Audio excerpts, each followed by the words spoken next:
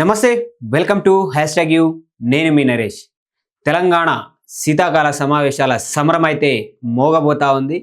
ఎందుకంటే తెలంగాణలోని కాంగ్రెస్ ప్రభుత్వం ఏర్పడి 2 ఏళ్లు పూర్తి చేసుకున్న సందర్భంగా విజయోత్సవాలు కూడా నిర్వహించి అది కూడా విజయోత్సవంగా చేసుకోవడం జరిగింది. తర్వాత బీఆర్ఎస్ గవర్నమెంట్ ఏదైతే ప్రతిపక్ష పాత్ర పోషిస్తుందో 2 ఏళ్ల కాంగ్రెస్ పరిపాలన మీద వాళ్ళు మొన్న బీఆర్ఎస్ పార్టీ అధినేత కల్వకుంట్ల చంద్రశేఖరరావు మొన్న అయితే కొన్ని విమర్శలు చేయడం అయితే జరిగింది. ఇటు కృష్ణానది మీద అలాగే అటు గోదావరి నది జలాల మీద అయితే రాష్ట్ర ప్రభుత్వం ఎలాంటిది పట్టించుకోవట్లేదు, మొత్తం ఆంధ్ర వాళ్ళే కృష్ణా గోదావరి జలాలను అయితే తీసుకెళ్తున్నారని చెప్పేసి ఆరోపణలు చేస్తూ ఉంది ప్రభుత్వం మీద. అయితే ఆ ఆరోపణలను తిప్పికొట్టేందుకు శీతాకాల సమావేశాలు అయితే ఇటు కాంగ్రెస్ ప్రభుత్వం నిర్వహించబోతా ఉంది. అయితే అతి తొందరలోనే అంటే ఈ నెల 29 నుంచి శీతాకాల సమావేశాలు అయితే మొదలు కాబోతున్నాయనే ఒక సంకేతం అయితే ఉంది.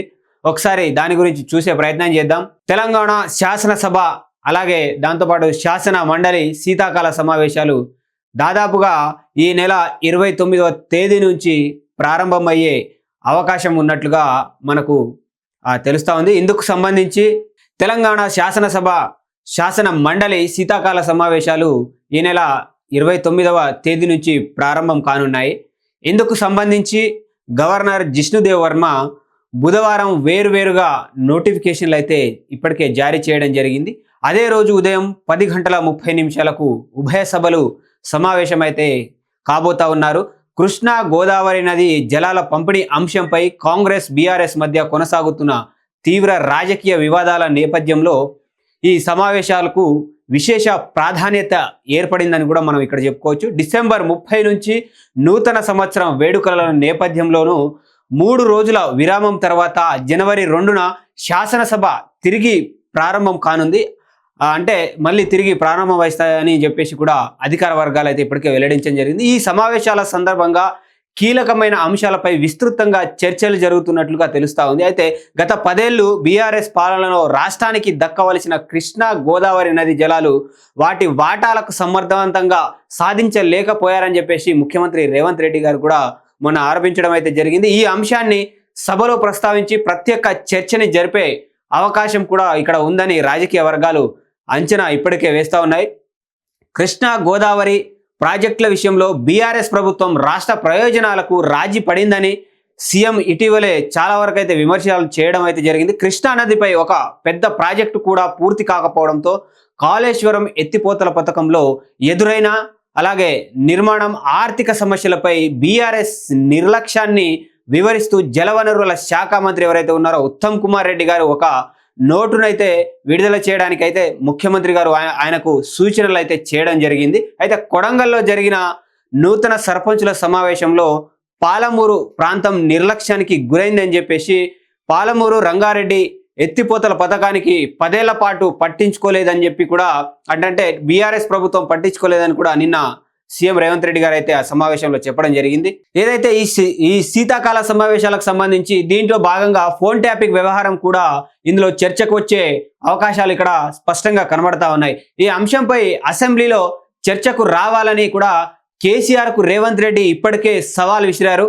బీఆర్ఎస్ పాలనలో తన భర్త ఫోన్ ట్యాపింగ్ కు గురయ్యాడని చెప్పేసి కూడా కల్వకుంట్ల కవిత చేసిన వ్యాఖ్యలను నిన్న మీటింగ్లో సీఎం ప్రస్తావించడం జరిగింది. ఈ వ్యవహారంపై బీఆర్ఎస్ నేతలు స్పందించకపోవడం అనేది అనుమానాలకు దారి తీస్తుందని చెప్పి కూడా నిన్న సీఎం రేవంత్ రెడ్డి గారు అయితే చెప్పడం జరిగింది. మొత్తం మీద ఈ నదీ జలాలు ఏవైతే ఉన్నాయో అటు కృష్ణా నది ఇటు గోదావరి నది జలాలకు సంబంధించి కూడా దాదాపు పాలమూరు రంగారెడ్డికి సంబంధించి కృష్ణా నది జలాలు ఏవైతే ఉన్నాయో ఈ కృష్ణా నది ఇటు గోదావరి నది జలాలకు సంబంధించి కూడా పాలమూరు రంగారెడ్డి ఇటు నల్లగొండ ఖమ్మంకి కూడా చాలా అన్యాయం జరుగుతుందని చెప్పేసి కూడా అటు రైతులు నీళ్లు లేక చాలా ఇబ్బందులు పడుతున్నారని చెప్పేసి కూడా నిన్న ఏదైతే కేసీఆర్ పెట్టిన మీటింగ్లో ఇక్కడ నుంచి ఒక లెక్క ఇప్పటి నుంచి ఒక లెక్క అని చెప్పేసి కేసీఆర్ గారు అయితే ప్రస్తావించడం జరిగింది. దానికి ధీటుగా కూడా ఇటు రేవంత్ రెడ్డి గారు కౌంటర్లు కూడా ఇవ్వడం జరిగింది.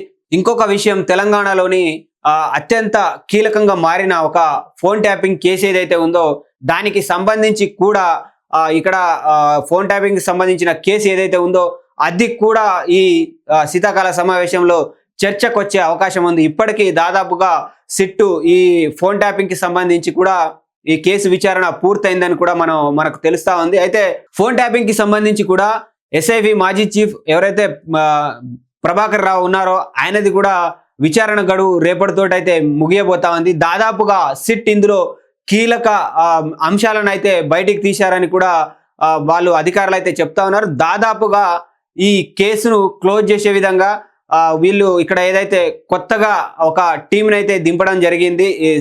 సిట్టు ఈ సిపి సజ్జనార్ ఆధ్వర్యంలో కూడా దాదాపుగా ఒక 6-7 మంది ఒక టీం అయితే దిగడం జరిగింది. చాలా త్వరగా ఈ కేసును వాళ్ళు ఛేదించినట్టుగా అయితే అధికార వర్గాలు అయితే చెప్తా ఉన్నాయి. దాదాపుగా వీళ్ళు ఏవైతే సేకరించారో ఆ విచారణలో సేకరించిన అంశాలు ఏవైతే ఉన్నాయో అవన్నీ కోర్టుకు సమర్పించే అవకాశం ఉంది.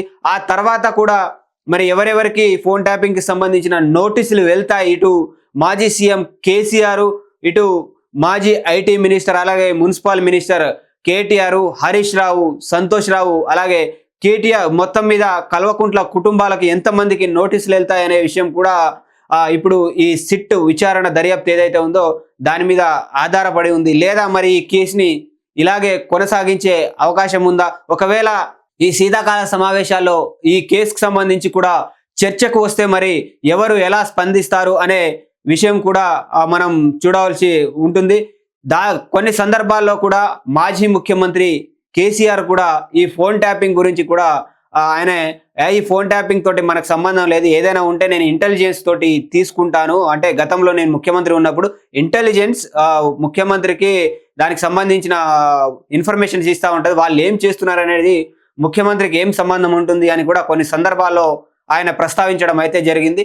మరి ఈ ఫోన్ ట్యాపింగ్ కి ఒకవేళ శీతాకాల సమావేశాల్లో దీనికి సంబంధించి కూడా సమావేశాలు నడిస్తే ఈ కేసు ఎక్కడి వరకు పోతుంది అనేది కూడా చూడవలసి ఉంటుంది. అలాగే కృష్ణా నది జలాలు, అలాగే ఇటు గోదావరి నది జలాలకు సంబంధించి కూడా ఎవరు గత 10 ఏళ్ళు పరిపాలించిన బీఆర్ఎస్ ప్రభుత్వం వాటి మీద ఎంతెంత వాటర్ కావాలి తెలంగాణకు అనే సంతకాలు పెట్టిన విషయాలు ఏవైతే ఉన్నాయో అవి దానికి సంబంధించి కూడా బయటకు వచ్చే అవకాశం ఉంది. తెలంగాణకు బీఆర్ఎస్ గవర్నమెంట్ నీళ్ల వాటాలో ఎంత అన్యాయం చేసిందనే విషయాన్ని కూడా ఇటు కాంగ్రెస్ ప్రభుత్వం ఈ సమావేశాల్లో బయటికి తీసే అవకాశం కనబడతా ఉంది. దీనిపై మీ అభిప్రాయాలను కింద కామెంట్ రూపంలో తెలియజేయండి. అప్పటి వరకు చూస్తూనే ఉండండి. #you